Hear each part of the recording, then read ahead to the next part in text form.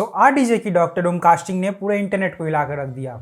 इस वीडियो में हम बात करेंगे ऐसे कुछ एमसीयू इंस्टेंसेस के बारे में जिसने ऐसे ही इंटरनेट को पूरी तरीके से हिला के रख दिया था। Number 9, guardians of the Galaxy. Guardians of the Galaxy की अनाउंसमेंट हुई थी 2012 के सैन डिएगो कॉमिक कॉन में और जेम्स गन को हायर किया गया था इस मूवी को लिखने और डायरेक्ट करने के लिए। सभी डाउट में थे कि एक एलियन स्पेस मूवी जानवरों के साथ कैसे पॉसिबल होगी। केविन फाइगी ने भी ये स्टेटमेंट दिया था कि हम ऑडियंस को टेस्ट कर रहे हैं क्योंकि फिलहाल ऑडियंस हमारे साथ है। डॉक्टर स्ट्रेंज और एंटमैन की सक्सेस ने इन्हें कॉन्फिडेंस दी थी एंड फाइनली जब हमें मूवी मिली की जो ट्रिलॉजी थी, it became a rare successful trilogy in the MCU history. Number 8, Captain America Civil war.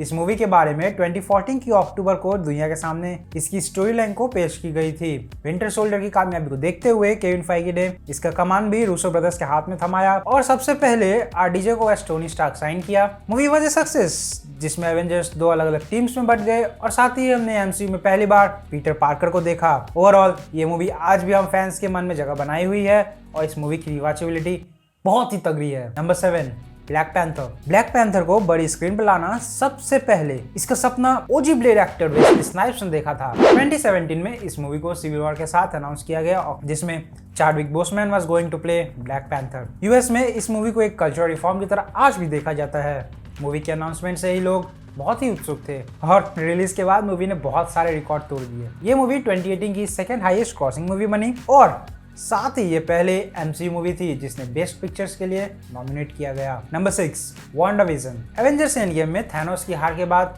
हम सभी फैंस एक्साइटेड थे कि मार्वल अगली फेज क्या होगी एंड उसकी पहली सीरीज थी वांडाविजन के बारे में। विजन से हम ऑलरेडी अटैच थे और वांडा पर हर लौंडे की बट जैसे ही इसकी अनाउंसमेंट हुई सभी फैंस जैसे खुशी से झूम उठे थे। हाँ, वो अलग बात है कि इससे कुछ लोग बहुत ही ज्यादा नाखुश भी हुए थे बट इस सीरीज के अनाउंसमेंट ने इंटरनेट को तोड़ दिया था। Number 5, the Avengers. इस मूवी के सेटअप कैप्टन अमेरिका और थॉर की मूवीज ने की बट एवेंजर्स की पहली झलक हमें देखने मिली Captain America the First Avenger के पोस्ट क्रेडिट सीन्स में जो इसके नेक्स्ट ईयर आने वाली थी। मूवी के पोस्ट क्रेडिट में हमने देखा था कि लोकी एरिस्टोटल शील्ड में आ रहा है और बहुत सारे मॉन्टाज क्लिप्स जो कि आने वाली मूवी के लिए एक्साइटमेंट जनरेट कर रही थी बट अपने यहाँ उस समय फैंस उतने नहीं थे जितने आज हैं। इसी मूवी ने एक्चुअली एक रिवोल्यूशन लाई जहां से एक सिनेमैटिक यूनिवर्स बनी जिसमें एक मेन विलन था और उसके अगेंस्ट कई सुपर हीरोज खड़े थे जिनकी ओरिजिन स्टोरी हमने पहले देख रखी थी।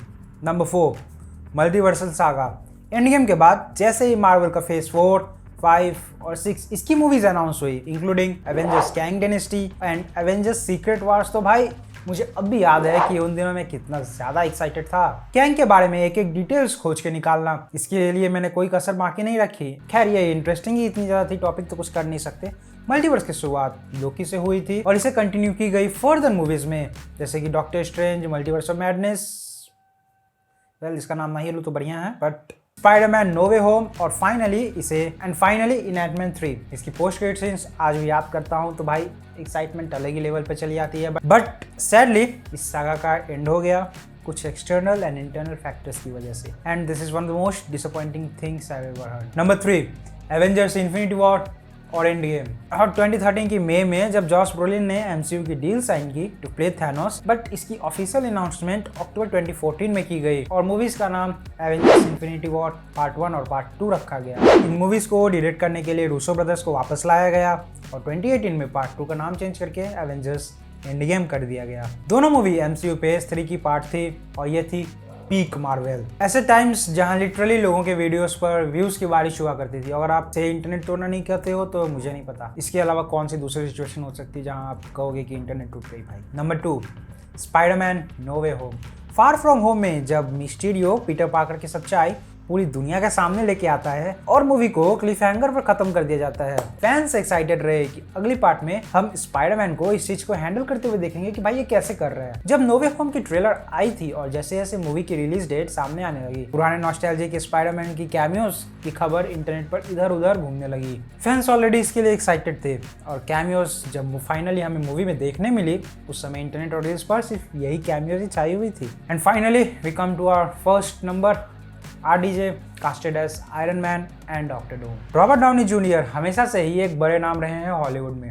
अपने रिहेबिलिटेशन से लौटने के बाद जब इन्हें आयरन मैन के रूप में कास्ट किया गया था तो ऑब्वियसली वो फर्स्ट चॉइस नहीं थे but he was the choice. John फेवरो ने इन्हें सपोर्ट करते हुए फेगी को इंसिस्ट किया कि हाँ उन्हें कास्ट करना चाहिए, एंड मैन डिड दैट पे ऑफ। हम सभी ने आने वाले सालों में देखा कि आरडीजे और आयरन मैन में डिफरेंशिएट करना एक्चुअली में कितना डिफिकल्ट हो गया है। अब आयरन मैन की डेथ के बाद जब multiversal saga out of the line गई, तब मार्वल जीसस बनकर आए डेडपूल और Wolverine and RDJ as Doctor Doom. Yes, Disney के पास फूकने के लिए बहुत पैसे ऐसे अगर उन्हें प्रोजेक्ट पे यकीन हो, और एक्टर पर भी, और इस केस में उन्हें दोनों पर है, तो डॉक्टर डूम को प्ले करने के लिए आरडीजे से बेटर चॉइस उनके पास कोई नहीं थी। मुझे डाउट नहीं है कि वो इस रोल को भी नेल कर देंगे, और ये उनकी स्टेज पर दिखाए गए एक्सप्रेशन से ही समझ में आ रहा था। तुम उनकी शक्ल पर लिटरली डूम का ईगो देख सकते हो। Man played his character on stage, और इससे बेटर कुछ हो नहीं सकता। वैसे आप सबको क्या लगता है कमेंट्स में जरूर बताना। मैं मिलूंगा आपको अगली वीडियो में, तब तक के लिए गुड बाय। और हाँ, मेरी दूसरी वीडियो चेकआउट करना मत भूलना, ये रही लिंक इधर भी। Bye bye.